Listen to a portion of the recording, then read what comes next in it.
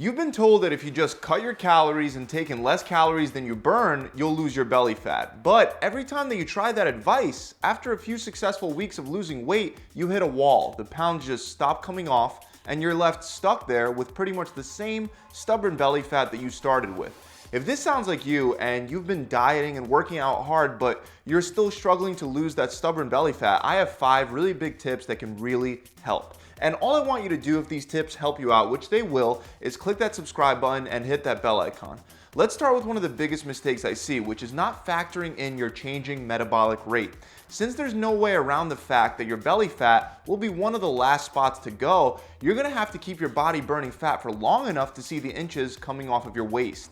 So most people will say, easy, I'll just cut my calories by 500 per day and the belly fat will be gone in a few weeks. However, they're making the mistake of thinking that their metabolism is going to stay the same week after week, which it won't due to a process known as adaptive thermogenesis, which is essentially the slowing down of your metabolism to make up for the decreased amount of calories that you're taking in.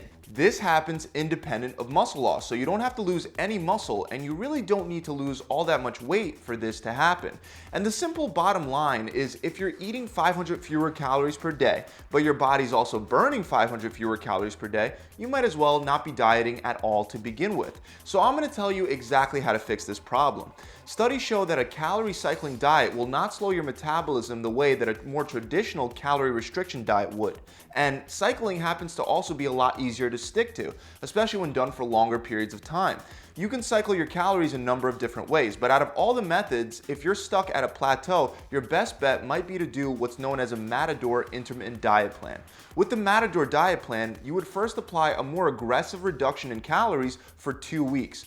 A normal reduction is around 20% from maintenance, so for a more aggressive one, you'll drop your calories by around 30% from maintenance. So if your maintenance calories were, let's say, 2,000 calories per day, you would subtract 30%, which would be 600 calories, meaning you would only be eating 1,400 calories per day for 2 weeks. After those 2 weeks, you'll bump your calories all the way back up to maintenance levels and eat normally for 2 weeks, then repeat. In the Matador study, they actually compared a group that followed this intermittent 2 weeks on and 2 weeks off approach to another group that just continuously restricted their calories. After 16 weeks, significantly greater weight loss and fat loss was achieved with the intermittent approach, while the continuous calorie restriction approach started to plateau. The researchers of the study concluded that this intermittent approach can reduce the amount that your metabolism will slow down while dieting. So this can help you not only stick to a diet plan, but it can also help you continue to burn fat as the weeks go by. There are other ways that you can cycle your calories as well. To name a few, you can simply eat more calories one day and then less calories the next day. You can carb cycle by switching between high and low carb days. Or you can also do something like an alternate day fast where you don't eat anything at all one day and then you eat normally the next day. But the Matador approach takes into account that your body will take about 2 weeks to adjust to your new caloric intake, making it the perfect time to switch it up. So it might be the best out of all of these approaches to keep you burning fat. Let's move on to the second reason why your belly won't budge, and that's because you're not making incremental adjustments to your diet plan over time. What I mean is, as you lose weight, your body will naturally require less calories for everything you do. So you can't expect to continue burning fat with the same deficit you started with after losing, let's say, 10 or 20 pounds. You need to continually readjust your baseline calories as you lose weight. This is easy to see if you use a macro calculator like the one on my website, because you'll see that if you enter in a lower weight, it'll give you less calories and less macros for the day. So if you've lost weight and you notice that you hit a plateau for a week or two, you can try reducing your calories by 100 to 200 per day, or just to be certain, you could use my macro calculator that's linked up in the description below to recalculate your macros every time you lose weight. Another reason why you're not losing belly fat is simply because you've created a diet plan that's impossible to stick to. For example, you might have completely eliminated an entire macronutrient out of your meal plan. Like, let's say you're doing a keto diet. That means that you're gonna have to keep your carbs under 5% of your daily calorie intake. That's pretty much no carbs. And I'm not saying that you can't lose plenty of belly fat on the ketogenic diet. But what I am saying is that you won't be losing any belly fat if you can't stick to your meal plan for the duration of that diet. While some people will do very well giving up carbs altogether, there are many people that just simply can't do it. If you love eating carbs, it's probably not the best idea to decide that you're going to be giving them up entirely just to lose some body fat. Burning belly fat is not an overnight process, so you will have to be on a plan that you can consistently stick to. There is no one right way to eat to burn fat. Carbs and fats are just alternative fuel sources for your body. You're not required to completely eliminate one, and instead, you can just moderately reduce both of them and get the same results that you would by severely restricting or maybe even completely eliminating one of them.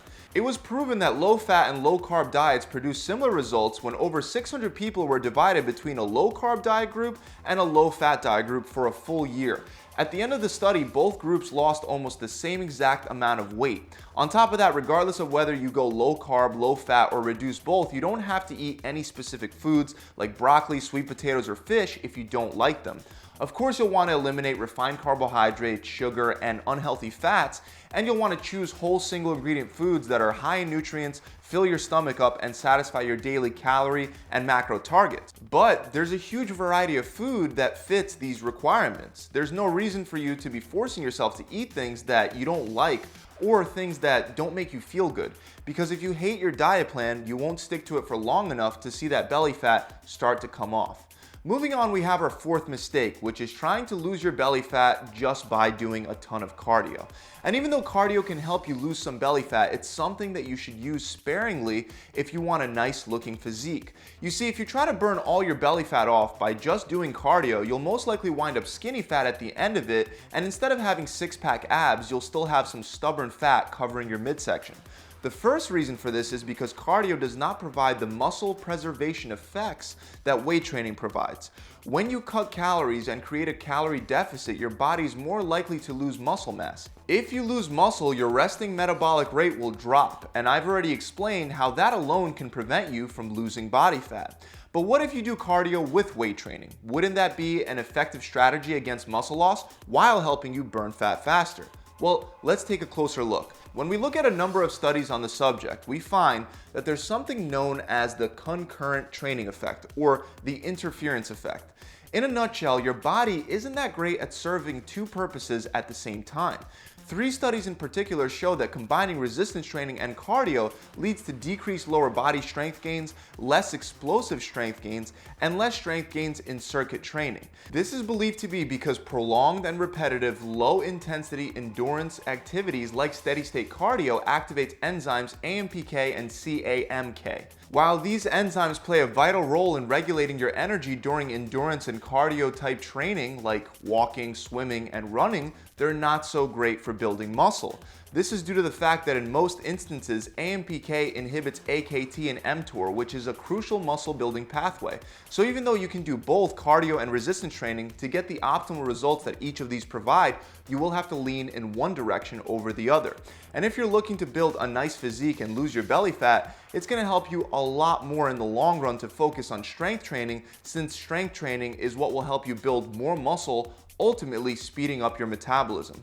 On the other hand, not only will doing too much cardio decrease strength gains from your weight training workouts, but it'll also decrease explosive power by slowing muscle activation speed. It'll lead to chronic depletion of your glycogen stores, and you don't want that because you need that glycogen to be able to progressively lift the heavier and heavier weights you need to build muscle.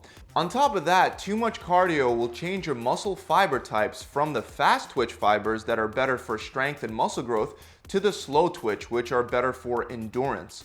All of this goes without saying that doing a lot of cardio and weight training together can lead to overtraining, which will further mess with muscle recovery and growth. So the bottom line is that you should not be doing cardio only programs to create a nice physique. Instead, you should be doing the minimum amount of cardio necessary to help the fat loss process along. I recommend starting with no cardio at all, and when you hit plateaus, slowly adding in one short, high-intensity interval training cardio session at a time. These sessions would be made up of on and off activities that cycle between short intervals of explosive bursts and short intervals of rest.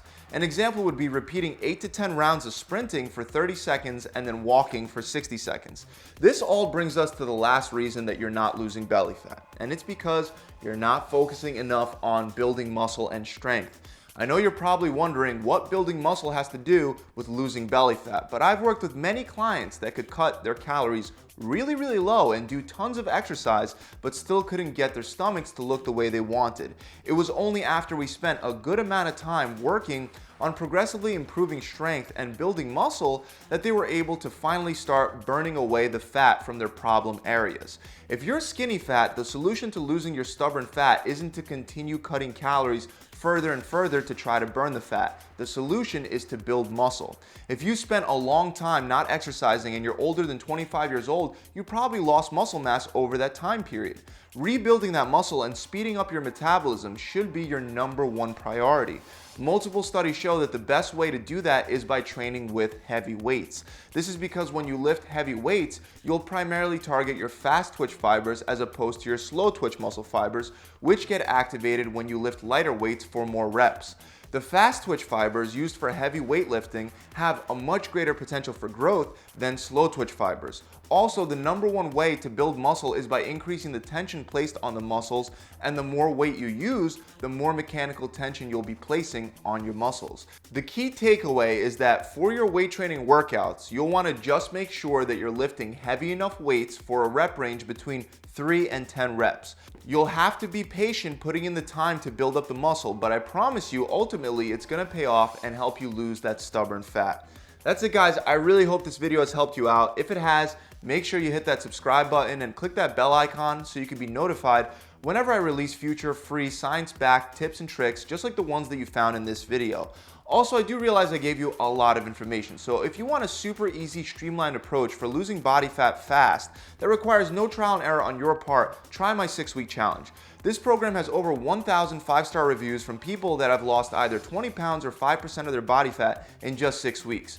With the challenge, you'll get a 42-day workout plan, a fat-burning meal plan that's based on your body and preferences, a recipe book, and an accountability coach that'll check in with you every week and guide you through the entire challenge. On top of that, we motivate you to actually stick to the program and follow through from day 1 to day 42 by giving you the program for free as long as you complete it. To find out more, you can click the link in the description below, or you can visit my website directly at gravitytransformation.com. I'll see you guys soon.